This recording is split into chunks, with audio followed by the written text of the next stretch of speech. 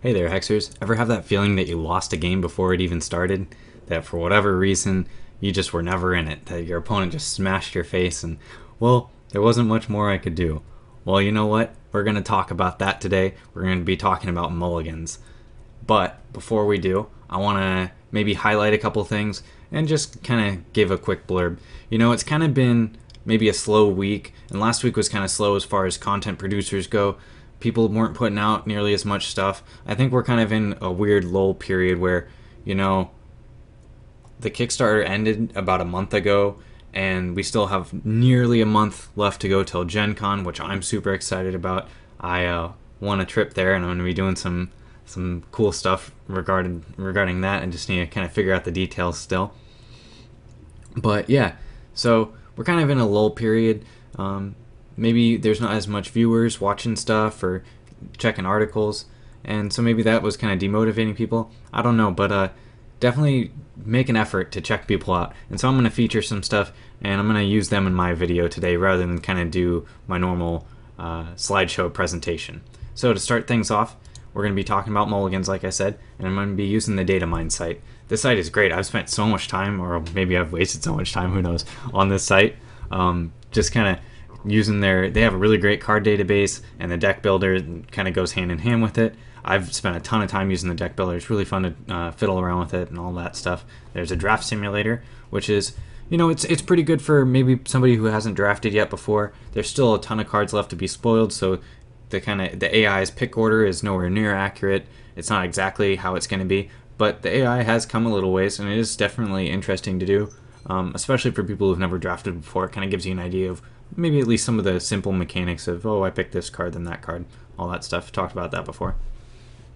And there's a guide section. I'm featured in a couple of those myself, and yeah, a ton of other people. But what I'm going to be using today is, if you click on decks up here, you can view all kinds of decks that people have shown. I'm already logged in, so I'm going to look at my decks, and in this case we're going to be using, well, before I spoil any other treats I have, well, there's not too many on there really, we're going to be using my human-based inspired deck to talk about mulligans today. If you haven't already looked at the video I did last week about this deck, go back and look. There's a deck tech. I think it's called like Human Inspired Deck or Inspired Technology, I think is what I call it. Yeah, Inspired Technology. Oh, the name's right here, duh. Anyhow, so that's the deck. I'm not going to kind of be really talking about what each card does very much in this video. So if you're curious about that or you don't recognize the pictures, maybe go back and look at that. At least bring up the deck list, which I'll also link in the description of this video. So one of the nice things you can do here is you can sort by cost. It's one of the nice features of the website. You can also kind of filter out all the different things for deck building and whatnot, but we're going to just sort it by cost. That way we have everything. Another thing to keep in mind is that when you're talking about mulliganing, is you want to know kind of the curve of your deck. A big portion about mulliganing is really learning the ins and outs, the intricacies of your deck. So before I get too far ahead of myself, let's talk about exactly what happens at the beginning of the game. Both players draw 7 cards, and whoever's going to go first on their turn, they're not going to draw a card on their very first turn, but the person who goes second will. And then from then on, you'll draw a card at the beginning of each of your turns and any other time that you might draw a card from special interactions. But yeah, so your very first turn, you're going to have 7 cards, and if you're going second, you're going to draw your initial hand, but then you'll draw an 8th card at the beginning of your turn.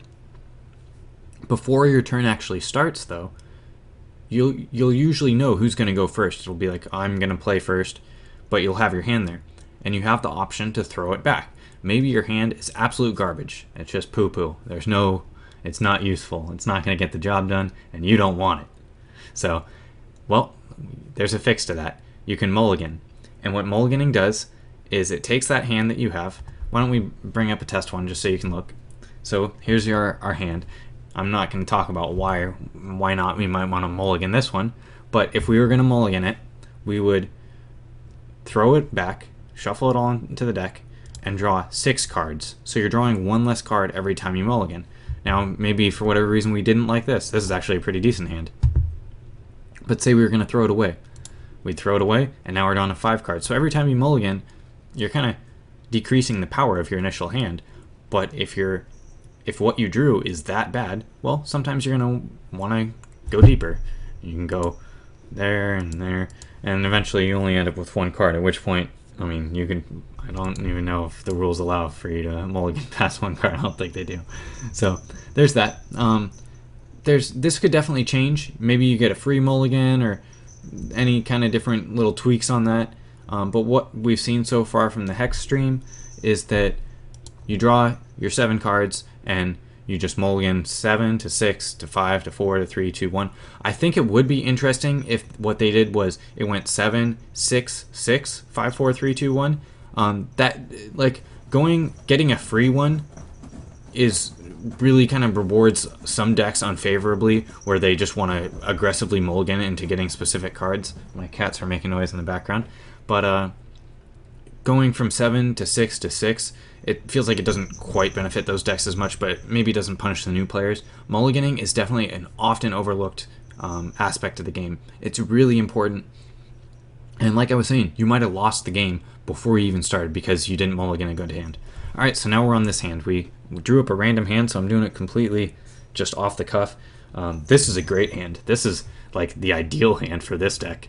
Yeah, actually, I don't know if it gets much better than this. So Princess Victoria, it's kind of funny that this is what we wound up on. But Princess Victoria, she puts us at playing 2 cards on turn 1, which is awesome because she's in your opening hand. She costs 0. So we can play a diamond source, which gives us threshold to play her and the Kraken Guard Mariner.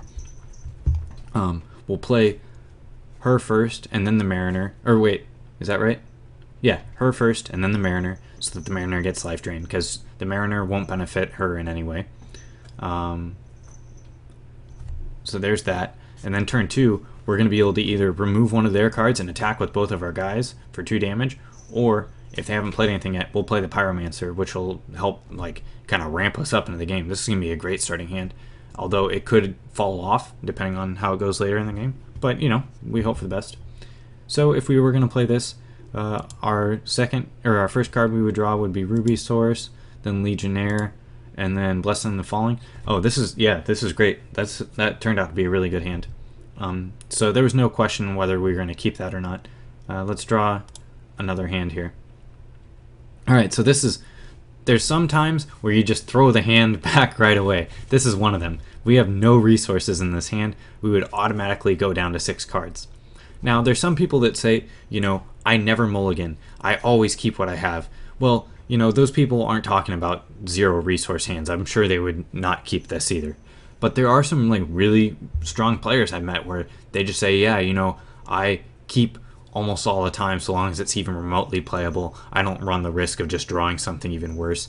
If the hand is remotely playable, I'll always keep it. I myself, I tend to aggressively mulligan, where I just mulligan into what I want or a hand that I'm feeling really comfortable in a particular matchup. But anyway, so we automatically mulligan this, and we end up with, what, 3 resources, a 1-drop, a 2-drop, and a 3-drop. Yeah, this at least works. Even if this isn't great, which actually this is a pretty good hand, because we're going to be playing that Shield Trainer on turn 2. It'll be a 2-3 with Steadfast, and that'll be pretty strong. The Secret Lab will help us get into the late game, so it's nice to have in our opening hand. And, you know, this is a pretty good hand, so we would definitely keep. Sometimes you're kind of on the fence. You just keep something that's, like, barely there. Sometimes, me in particular, I'll keep a lot of 1-resource hands, you know? Especially if I'm on the draw. You have your first turn to draw that 2nd resource, and your 2nd turn to draw that 2nd resource, and maybe even some hands are still like really good if they don't draw it till the 3rd turn, and now they're back in the game. There's some hands that are just like, the way you look at it is, if I get what I want, is this hand just gonna absolutely smash face, and am I just gonna win the game, hold hands down, there's no way I could lose. Those hands, sometimes you just keep them, because if you throw it back and you go into 6 cards and it's the exact same hand but it's got 1 less card, man, you're gonna be shooting yourself. But yeah, there's some times where you just you keep something that you know has potential, and if it doesn't work out, well, you know you made that choice, so you just take responsibility for.